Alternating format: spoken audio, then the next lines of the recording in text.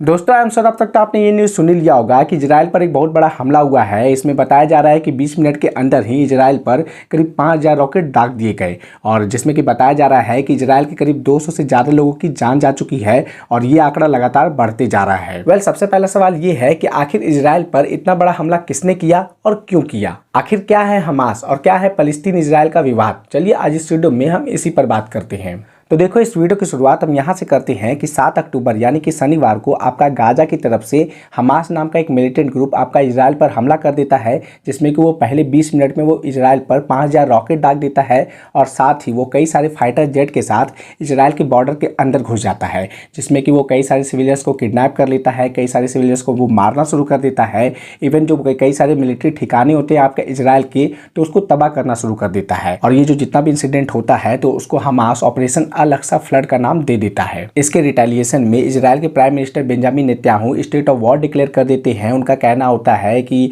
ये जो हमास ने किया है ये उसने अपने लिए नर का दरवाजा खोल दिया है और हम लोग अब स्टेट ऑफ वॉर में आ गए हैं और हम लोग इसका बदला भरपूर लेंगे और जबरदस्त लेंगे। ये अटैक इतना सरप्राइजिंग और इतना डेंजरस था कि इसको आप ऐसे समझ सकते हो कि इजराइल के अंदर एक आयरन डोम नाम का एक सेफ बना हुआ है, जिसमें कि कोई भी रॉकेट अगर अनवांटेड रॉकेट अगर आप इजराइल के अंदर दागते हो ना तो ये आयरन डोम उसको हवा में ही खत्म कर देता है।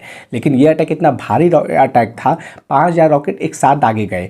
तो इसका जो आयरन डोम जो आपका प्रोटेक्टिव जो सिक्योरिटी था वो उसको प्रोटेक्ट नहीं कर पाया। वो कंफ्यूज हो गया कि किसको अटैक करना है, किसको डिस्ट्रॉय करना है और किसको नहीं करना है। तो इस वजह से ये इजराइल पर एक बहुत बड़ा मतलब कि कह सकते हो कि बहुत डेंजरस अटैक हो गया था। अब आपके मन में एक सवाल उठ रहा होगा कि ये गाजा क्या है, हमास क्या है? तो देखो ये जो हमास है ना वो आपका पैलेस्टीनियन मिलिटेंट ग्रुप है जो कि गाजा को कंट्रोल करता है। जैसा कि आप इस इमेज में देख रहे हो कि गाजा पट्टी ये वही एरिया है, मतलब कि 41 किलोमीटर लंबा और 10 किलोमीटर चौड़ा ये एरिया है जो मेडिटेरेनियन सी से लगता है और इजराइल के बॉर्डर से लगता है। तो ये जो गाजा पट्टी है तो उसको हमास कंट्रोल करता है, उस पर रूल करता है। यहाँ पर जो हमास है वो कहता है कि हम फलस्तीन के साइड से हैं, फलस्तीनियन काउजेज के लिए है, तो हम इजराइल पर लगातार अटैक करेंगे फलस्तीनियन काउज को लेकर। वहीं जो इजराइल है तो वो हमास को एक आतंकी संगठन बोलता है। इवन इसका सपोर्ट आपका यूएसए, यूरोपियन यूनियन, इंग्लैंड सभी करते हैं कि हाँ हमास एक आतंकी संगठन है। लेकिन जो हमास को सपोर्ट करते हैं यानी कि ईरान, पाकिस्तान, तो वो कहते हैं कि नहीं हमास जो है वो फलस्तीनियन के लिए लड़ रहा है, फलस्तीन के लिए लड़ रहा है। अब एक और सवाल कि चलो अच्छा हमास आपका फलस्तीन के लिए लड़ता है और इजराइल फलस्तीन विवाद चलते रहता है, जो मैं आगे आपको बताने वाला हूँ। तो ये जो हमास ने सरप्राइज अटैक किया है तो वो अचानक से क्यों किया? तो देखो एक अल-अक्सा मॉस्क है आपका जेरूसलम शहर में और अल-अक्सा मॉस्क है, उसके बगल में आपका माउंट आबू है और वो आप जेरूसलम शहर कह लो ना कि वो 3 धर्मों के लिए बहुत ही इंपॉर्टेंट आपका प्लेस है, बहुत ही पवित्र स्थल है। एक आपका इस्लाम के लिए, एक आपका ज्यूस के लिए और एक आपका क्रिश्चियनिटी के लिए।